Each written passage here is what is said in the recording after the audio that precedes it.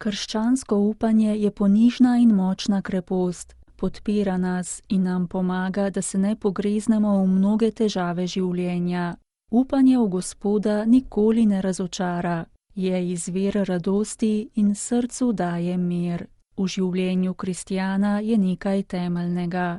To je bil poudarek današnje homilije papeža Frančiška med jutranjo sveto mašo, ki jo je kot običajno daroval v kapeli doma svete Marte. Ko Jezus govori s pismouki, zatrdi, da se je Abraham vzradostil v upanju, da bo videl njegov dan. Papež je razložil, da je Abraham na svoji poti upanja sicer imel skušnjave, vendar pa je veroval in bil poslušen Gospodu. Tako se je podal na pot naproti obljubljeni deželi.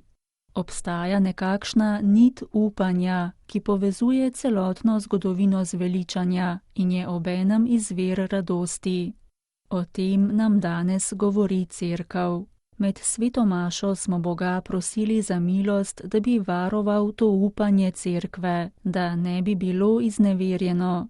Tudi Pavel, ko govori o našem očetu Abrahamu, nas spodbuja, da bi verovali proti vsakemu upanju. Kadar ni človeškega upanja, obstaja tista krepost, ki te vodi dalje, ki je ponižna in preprosta, pa vendar ti daje radost. Včasih veliko radost, včasih le mir, toda gotovost, da tisto upanje ne razočara.